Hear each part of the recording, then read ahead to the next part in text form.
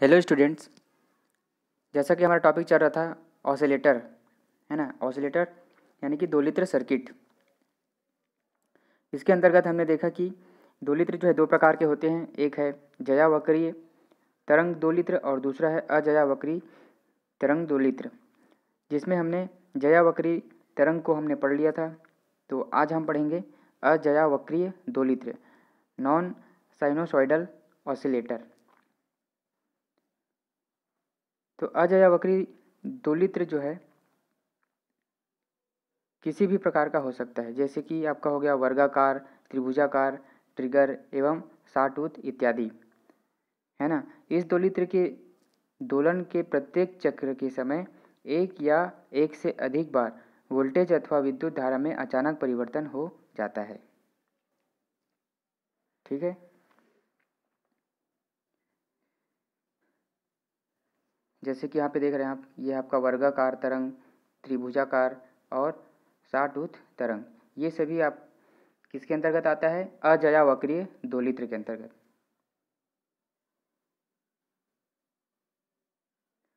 और अजयावक्रीय दोलित्र जो है आपका तीन प्रकार का होता है। एक है मल्टी वाइब्रेटर, दूसरा है आपका ब्लॉकिंग संधारित्र और तीसरा है आपका साटूथ, है ना, साटूथ प्रकार का। ठीक है। तो सबसे पहले हम देख लेते हैं मल्टी वाइब्रेटर्स को। मल्टी वाइब्रेटर क्या होता है? ठीक है। तो मल्टी वाइब्रेटर जो है यह एक विशेष प्रकार का ऑसिलेटर परिपथ है जो मूल आवृत्ति के साथ ही विभिन्न हार्मोनिक आवृत्तियां भी उत्पन्न करता है। इसलिए इसे मल्टी वाइब्रेटर अर्थात बहु आवृत्तियां उत्पादक परिपथ भी कहते हैं। ठीक है। मल्टी वाइब्रेटर का हम ब्लॉक डायग्राम देख लेते हैं, क्या होता है और कैसे वर्क करता है। तो मल्टी वाइब्रेटर में जो है एक ऐसा डबल स्टेज प्रतिरोध कपल्ड एम्पलीफायर रहता है जिसमें एक एम्पलीफायर के आउटपुट को धनात्मक फीडबैक के साथ दूसरे एम्पलीफायर के इनपुट में दिया जाता है, जैसा कि इस ब्लॉक डायग्राम में हम देख रहे हैं, है ना। यहाँ पे दो स्टेज यूज किया जाता है। प्रथम स्टेज का जो आउटपुट है वो दूसरे स्टेज के इनपुट से तथा दूसरे स्टेज का जो आउटपुट है वो प्रथम स्टेज के इनपुट से कनेक्ट रहता है। ठीक है, थ्रू रजिस्टर।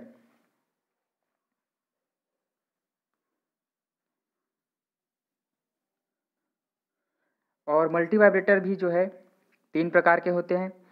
पहला है ए स्टेबल या फ्री रनिंग मल्टी वाइब्रेटर, दूसरा है मोनो स्टेबल मल्टी वाइब्रेटर और तीसरा है बाई स्टेबल मल्टी वाइब्रेटर।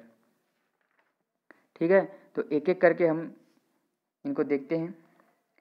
पहला है आपका ए स्टेबल मल्टी वाइब्रेटर, यह है उसका सर्किट डायग्राम। इसमें अस्टेबल मल्टी वाइब्रेटर को कोई स्थायी स्टेट नहीं होता है ना, इसमें कोई स्टेबल स्टेट नहीं होता, स्थायी स्टेट आपका इसमें नहीं रहता है तथा इस परिपथ में कोई पूर्व निर्धारित प्रचालन स्थिति नहीं होती। मतलब ऐसा हम नहीं कह सकते कि पहले आपका Q1 स्टार्ट होगा या पहले आपका Q2 स्टार्ट होगा। इसमें कोई भी ट्रांजिस्टर पहले स्टार्ट हो सकता है। ठीक है। इसमें दो ट्रांजिस्टर लिया गया है आपका Q1 और Q2।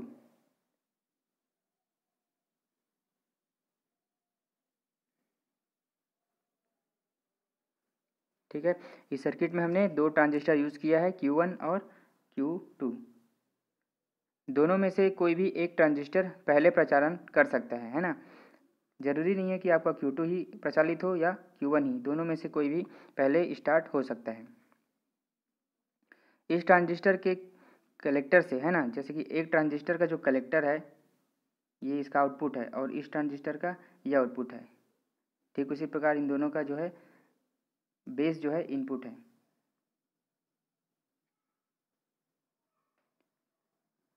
तो एक ट्रांजिस्टर के कलेक्टर से दूसरे ट्रांजिस्टर के बेस बायस तैयार किया जाता है, जैसे कि यहाँ पे देख रहे हैं आप,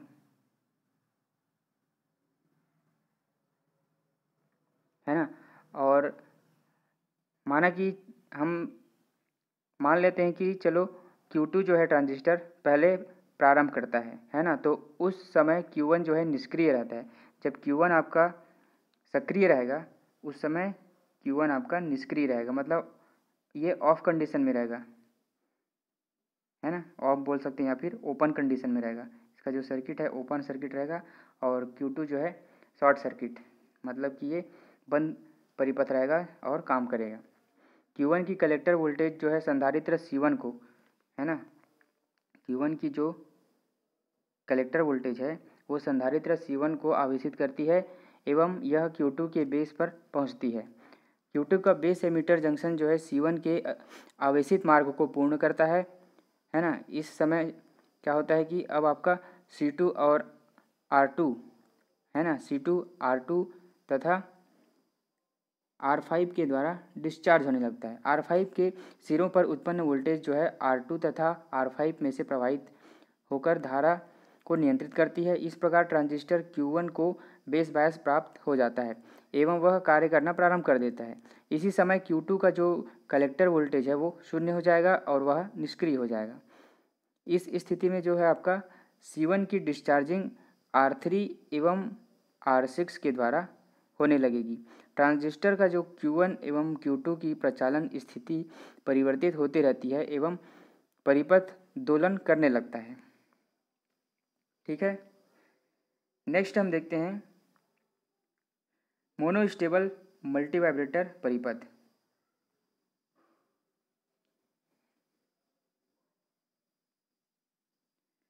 मोनोस्टेबल मल्टीवाइब्रेटर परिपथ। मोनोस्टेबल मल्टीवाइब्रेटर परिपथ में क्या होता है कि केवल एक ही स्टेबल होने के कारण, है ना, इसे वन शॉट मल्टीवाइब्रेटर भी कहा जाता है।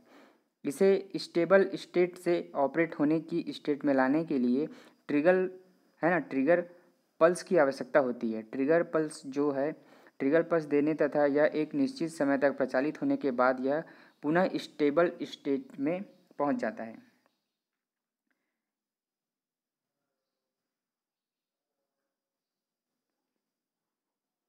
जैसे कि डायग्राम में आप देख रहे हैं, इस परिपथ में दो में से एक ट्रांजिस्टर को ऑन स्थिति में रखकर ट्रिगर पल्स दी जाती है ना। जैसे कि ट्रांजिस्टर T1 को हमने ट्रिगर पल्स दिया और ये ऑन स्थिति में रहता है।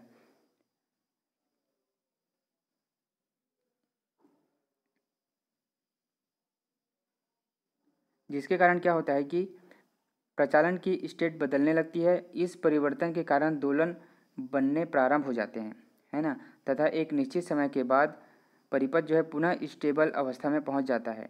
मोनोस्टेबल मल्टीवाइब्रेटर का प्रयोग जो है कंप्यूटर में किया जाता है। नेक्स्ट है हमारा बाई स्टेबल मल्टीवाइब्रेटर।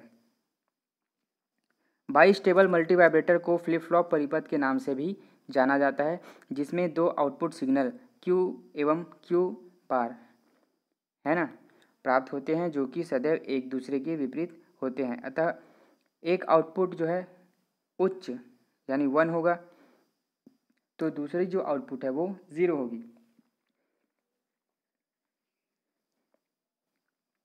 जैसे कि यहाँ पे देख रहे हैं Q बार, तो इसमें एक जो है, अगर Q आपका 1 होता है तो Q बार आपका 0 होगा। ये एक दूसरे के पूरक होते हैं। ठीक है, इसके परिपथ में दो ट्रांजिस्टर T1 एवं T2 का प्रयोग किया गया है ना। इसमें जब ट्रांजिस्टर T1 ऑन होता है तब ट्रांजिस्टर T2 ऑफ हो जाता है। इन दोनों अवस्थाओं में से परिपथ सदैव किसी भी एक अवस्था में तब तक रहता है जब तक कि परिपथ की अवस्था को परिवर्तित करने के लिए बाहर से ट्रिगर सिग्नल प्रयोग नहीं किया जाता। इस प्रकार बाई स्टेबल परिपथ में दो स्थिर अवस्थाएं होने के कारण ही इसे बाई स्टेबल मल्टीवाइब्रेटर कहते हैं। ओके, इस परिपथ में यदि ट्रांजिस्टर T1 ऑन है तथा ट्रांजिस्टर T2 जो है ऑफ है, ट्रांजिस्टर T1 जो है आपका ऑन है और ट्रांजिस्टर T2 जो है ऑफ है, तब इस अवस्था को दो प्रकार से परिवर्तित किया जा सकता है। ऑन ट्रांजिस्टर T1 के बेस पर ऋणात्मक ट्रिगर पल्स देकर अथवा ऑफ ट्रांजिस्टर T2 के, है ना, ऑफ ट्रांजिस्टर T2 के बेस पर धनात्मक ट्रिगर पल्स देकर इसको परिवर्तित किया जा सकता है। यह मल्टीवाइब्रेटर एक बाइनरी बीट को स्टोर करने की क्षमता रखता है। ठीक है।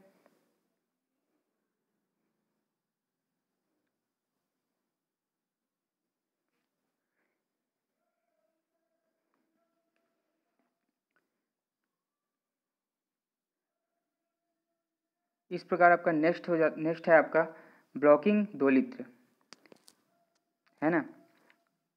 अजयावक्री तरंग 2 लित्र जो है 3 प्रकार का होता है, जैसे कि हमने देखा मल्टी वाइब्रेटर, ब्लॉकिंग 2 लित्र और सॉ टूथ, है ना।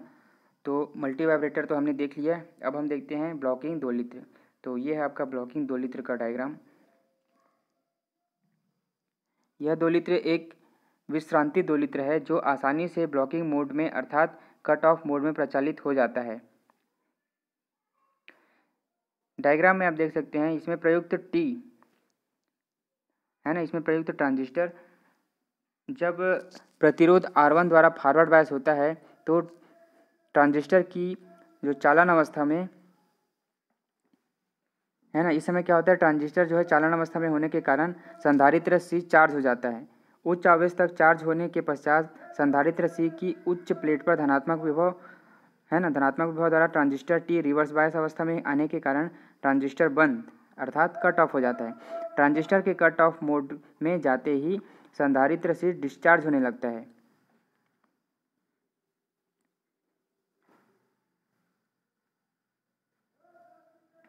तथा पूर्ण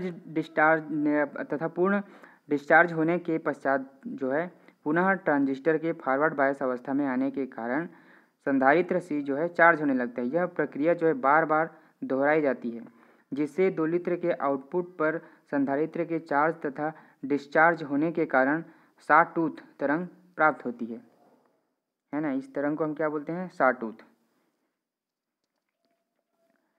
प्रतिरोध R1 तथा संधारित्र C,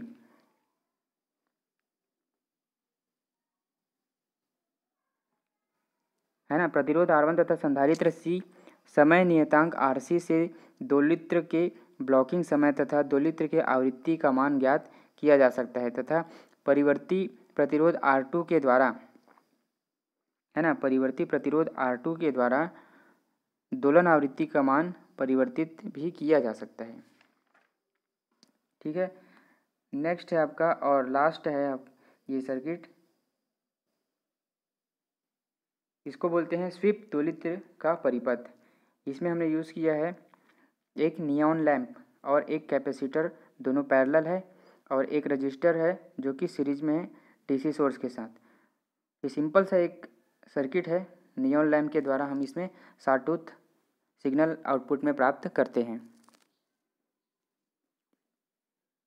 तो इस 2 लित्र द्वारा क्या होता है, सॉ टूथ अथवा त्रिभुजाकार आकृति की तरंग उत्पन्न की जाती है। इस 2 लित्र परिपथ में नियॉन परिपथ लैंप प्रयोग होने के कारण इसे नियॉन लैंप सॉ टूथ भी कहा जाता है। नियॉन लैंप यूज होने के कारण इसे नियॉन लैंप सॉ टूथ 2 लित्र भी कहा जाता है। इस परिपथ में जो रजिस्टर R है ना, उसके द्वारा संधारित्र C जो है चार्ज होता है, जिसके कारण संधारित्र पर चार्ज एकत्रित हो जाता है, जिसका मान R तथा C के मानों पर निर्भर करता है। और प्रतिरोध द्वारा संधारित्र जब धीरे धीरे डिस्चार्ज होता है ना, क्योंकि इसके द्वारा संधारित्र की चार्जिंग दर घटती है। परिपथ में प्रयुक्त जो नियॉन लैंप है ना, उसका कार्य है संधारित्र को डिस्चार्ज करना। नियॉन जो लैंप है उसका कार्य क्या है, संधारित्र को डिस्चार्ज करना। नियॉन लैंप की यह विशेषता होती है कि एक निर्धारित विभव पर यह संधारित्र को तीव्रता से डिस्चार्ज करता है। जैसे कि इस सिग्नल के थ्रू हम देख सकते हैं इस पॉइंट पे आने के बाद ये डायरेक्ट डिस्चार्ज हो रहा है ना। तो संधारित्र के पूर्ण रूप से डिस्चार्ज होने के बाद उसके वोल्टेज का मान घट जाता है तथा संधारित्र पुनः चार्ज होना प्रारंभ हो जाता है। यह प्रक्रिया जो है ना बार बार दोहराने पर 2 लित्र के आउटपुट पर सॉ टूथ तरंग प्राप्त होती है। ये है सॉ टूथ आउटपुट। सिंपल सा सर्किट है। इसमें क्या होता है, ट्रांजिस्टर एक बार चार्ज होता है और नियॉन लैंप के थ्रू डिस्चार्ज होता है, बस इसी के द्वारा हम इसमें सॉटूथ आउटपुट सिग्नल प्राप्त करते हैं।